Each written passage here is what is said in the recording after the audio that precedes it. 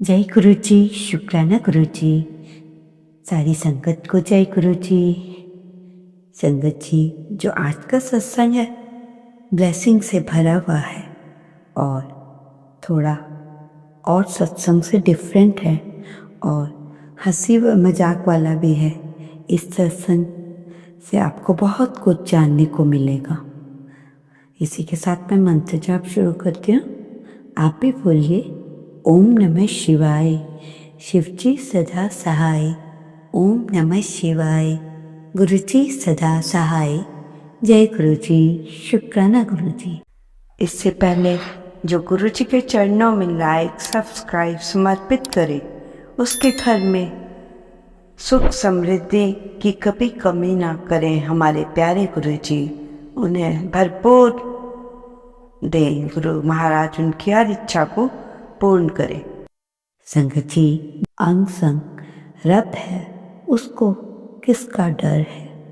संगत जी, ये सत्संग है एक दुबई से में रहने वाली आंटी का। संगत जी, आंटी बता रही हैं कि अगर मैं आज आपके सामने खड़ी हूँ तो सिर्फ अपने गुरु महाराज जी की कृपा से, नहीं तो आज मैं आप सबके सामने खड़ी ना होती, कब की इस संसार से चली गई होती। सारे डॉक्टर्स ने उन्हें जवाब दे दिया था और आंटी तो अभी बहुत यंग थी। पर संगत जी, आंटी जी कह रही हैं कि चलो मैं अपना बीमारी वाला सत्संग न सुनाकर अच्छे वाला सत्संग आपको सुनाती हूँ। ध्यान से सुनिएगा संगत जी। संगत जी वो बता रही हैं कि गुरु जी बड़े अच्छे दिल के इंसान थे। वो बता रही हैं कि हमें नहीं पता कि हम गुरु जी से कब से जुड़े हैं। ये केवल गुरु जी को पता है कि कौन किन गुरु जी के साथ कब का जुड़ा है। गुरु जी कब से हमसे जुड़े। एक बात है कि गुरु जी समय रहते हुए सब कुछ रियलाइज करा देते हैं। रब हमेशा तुम्हारे साथ है, लेकिन हमें पता नहीं चलता। ये सब गुरु जी के ऊपर है। संगत जी, आंटी बता रही हैं कि आंटी की जो दुकान है उसमें वहाँ पे बड़े मंदिर, लंगर का सारा सामान वहीं पे मिलता था एम्पायर स्टेट में, और सारा कुछ वहीं से जाता था। तो आंटी कहना चाहती हैं कि हमने गुरुजी को कभी माना ही नहीं था, कभी जाना भी नहीं। और आंटी बता रही हैं कि जब सेवा पर उनकी दुकान पर जाते थे, सेवादार मतलब जो सेवादार उनकी दुकान पे जाते थे वो लिस्ट बनाकर लाते थे और पैसे देकर चले जाते थे। वे कहते थे अगर कि पैसे अगर कम आए तो बता देना, अगर ज़्यादा आ जाए तो वापस लौटा देना, क्योंकि ये सब गुरु जी के लंगर प्रसाद का सामान है। एक बार की बात है कि सामान ज़्यादा था। एक बार आंटी की दीदी ने कहा कि गुरुजी तुझे बुला रहे हैं। तो एक अंकल दूसरे अंकल से कहने लगे कि आप डॉक्टर होकर आप गुरुजी को मानते हो, ये कैसे हो सकता है। संगत जी, क्यों नहीं हो सकता। 2006 की बात है। तो जो आंटी सत्संग बता रही थी वो अपने बता रही थी कि जो मेरे पापा थे वेंटिलेटर पे थे। बाई चांस आंटी के भाई के पास एक फ़ोन आता है और इंटरव्यू कॉल कि मेरे नाम आंटी के भाई के साथ जो इंटरव्यू होना है वो करना है। तो उनके भाई ने कहा वेरी सॉरी, मैं इंटरव्यू कॉल कैसे कर सकता हूँ, मेरे फादर तो वेंटिलेटर पर हैं। तो वो अंकल कहते हैं अगर आप मानते हो कि एक हमारे गुरुजी हैं जो एम्पायर स्टेट में रहते हैं, तो आप एक काम करो कि आप अपने पापा की फ़ोटो को लेकर गुरुजी के पास जाओ। तो वो अंकल घर जाकर अपने फादर की फ़ोटो लेकर आ गए। जैसे ही वो फ़ोटो लेकर आए, बरामदे में खड़े थे, तो एक अंकल मिले और वो उन्हें अपने सत्संग सुनाते जा रहे थे। उसके बाद जब वो अंदर गए तो देखते हैं कि गुरुजी ने एक ऐसे गुरु बैठे हैं जो क्लीन शेव्ड हैं और टी शर्ट और लोअर पहनकर बैठे हुए हैं। थोड़ी देर बाद क्या देखते हैं कि जैसे ही 7 बजते हैं गुरुजी महाराज अपने कमरे में चले जाकर अपनी ड्रेस बदलकर चोला पहनकर गद्दी पर विराजमान हो जाते हैं। 9 बजे लंगर होता है। 4 संगत इकट्ठे खाना खाते थे, वो सब हो रहा है। उस टाइम ऐसे चलता था वहाँ पे लंगर कि 4 लोग इकट्ठे बैठकर खाना खाते थे और 4 लोग ही सत्संग शेयर करते। उसके बाद उन्हें बाहर भेज देते थे। गुरुजी बात नहीं करते थे। आंटी के भाई को बाहर खड़ा देखकर कि वो कहते हैं कि आप अपने पिताजी की फ़ोटो लाए हो? तो उन्होंने कहा हाँ जी, मैं तो लेके आया हूँ। तो उन्होंने कहा कि आप अंदर जाओ। वो सेवादार गुरुजी को अंदर ले गया। जब उन्होंने अंकल के फादर की फ़ोटो गार्ड को दिखाई तो गुरुजी कहते हैं कि जो होगा अच्छा होगा, चंगा होगा। तो कहीं संगत जी, हम इंसानों को ये ही नहीं पता कि गुरुजी हैं कि कोई, हम लोग यही सोचते हैं ना कि जैसे कोई गुरु हैं तो वो कोई उपाय वगैरह बताएंगे, परंतु ऐसा कुछ भी नहीं हुआ। इसके बाद वो घर वापस चले गए। तो आते हुए डॉक्टर अमिता अब मेरे भाई को मिली और कहती हैं कि देखा गुरुजी ने तुम्हें बुला लिया। वो आंटी का भाई कहता है कि तेरे गुरुजी ने उनसे कहा कि चलो ये बात यहीं पर ख़त्म हो गई। थोड़े ही दिनों के बाद उनको एक फ़ोन आता है कि वो बताते हैं कि तेरे फादर इन लॉ की डेथ हो गई है। वो बहुत हैरान हुए और पूछते हैं आपको कैसे पता चला कि डेथ हो गई है? तो गुरुजी कहते हैं मैंने उनको मुक्ति दे दी, उसको कहो कि वो मुझे थैंक्स बोलने आए। संगत जी, तो संगत जी उन्हें ये बात बड़ी अजीब सी लगी। एक तो उनकी मृत्यु हो गई है और गुरुजी कह रहे हैं कि डेथ हो गई है तो वो मुझे थैंक्स कहें। उस वक्त तो बड़ा अजीब लगा कि ये कैसे गुरुजी हैं, किसी के घर डेथ हुई है और गुरुजी कह रहे हैं कि थैंक्स बोलो। और लंगर के सामान लेकर भी उन्होंने आना था तो आंटी के फ्रेंड से कहा कि गुरुजी तुझे बुला रहे हैं।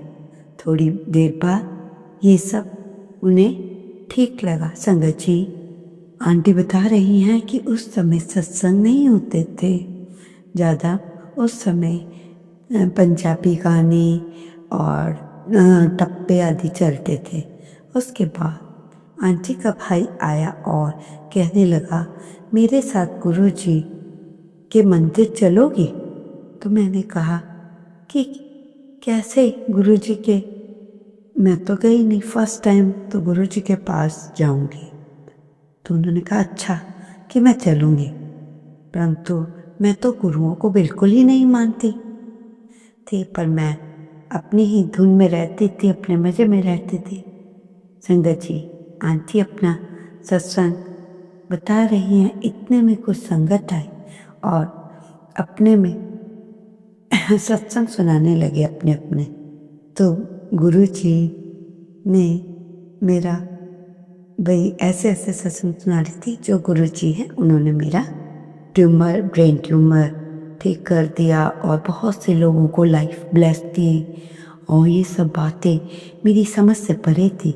जब अंदर गए तो गुरुजी रेड टी शर्ट और ब्लैक ट्राउज़र में एडिडास के शूज़ के वहाँ जो कैबिनेट है उसके अंदर खड़े हुए थे और एक अंकल से बात कर रहे थे। हमारे आगे 4-5 लोग थे जो आगे गुरुजी को मत्था टेक रहे थे, परंतु जो गुरुजी हैं उन्हें ध्यान ही नहीं दे रहे थे। और आंटी के मन में आया ये कैसा आदमी है, लोग पैर छू रहे हैं, आशीर्वाद भी नहीं दे रहे। संगत जी, कोई किसी के चरण स्पर्श करता है तो लोग बड़े बड़े आशीर्वाद देते हैं, तो गुरुजी तो आशीर्वाद दे ही नहीं रहे। गुरुजी तो संगत के साथ बातें करने में ही मस्त है। आंटी के दिमाग में आया, मैं तो कभी गुरु के पाँव नहीं छूऊंगी, मेरे तो शिव जी ही मेरे गुरुजी हैं। जब मेरी टर्न आई तो मैं गुरुजी के पाँव में झुक नहीं रही थी, तो एक सेवता ने कहा, और क्योंकि वो गुरुजी, मैं इसलिए नहीं छू रही थी कि गुरुजी लोगों से बातें कर रहे थे, उन्हें पता ही नहीं था कि कौन क्या कर रहा है, पाँव छू रहा है या। तो किसी आंटी ने उन आंटी से कहा कि गुरुजी के चरणों में माथा टेको। और जैसे ये आंटी झुकी तो गुरुजी आलती पालती जमा कर एक जगह पर बैठ गए, और गुरुजी ऊपर मुझे ऐसे देखने लगे जैसे झुक कर आंटी कह रही थी कि गुरुजी पर मुझे इतना गुस्सा आ रहा था कि कोई और मैं मन में कह रही थी कि कितना बदतमीज सी आदमी है कि मैं पाँव छूने जा रही हूँ तो पाँव नहीं छूने दे रहा, कभी आलती पालती मार कर बैठ रहे हैं तो कभी पाँव को हटा लेते या आपकी तरफ ध्यान ही नहीं दे रहे, तो आप लोगों को भी तो गुस्सा आएगा ना संगत जी, कोई आपके साथ ऐसा करे। और मैं गुस्से से एक कोने में जाकर बैठ गई। ठीक 7 बजे गुरुजी अपने कमरे में चले गए और अपनी वहाँ से लाल रंग का चोला पहनकर चुन्नी लेकर गद्दी पे आए और बड़े मटकते हुए आए और बैठ गए। संगत जी, गुरुजी ने कहा कि बैठ जाओ नीचे। तो दूसरी आंटी ने मेरे बारे में पूछा, ये कौन है? कि डॉक्टर है? नहीं नहीं गुरुजी। अच्छा, तो फिर तेरा भाई होगा? नहीं नहीं गुरुजी, इन इन आंटी के यहाँ से तो हमारा लंगर प्रसाद का सामान आता है। और तो अच्छा अच्छा, तो ये सामान तो बड़ा महंगा लगाता है। गुरुजी बड़ी जोर से बोले। उसको तो कुछ समझ ही नहीं आया, उसने इधर उधर ना देखकर गुरुजी के पाँव पकड़ लिए और कहा कि गुरुजी।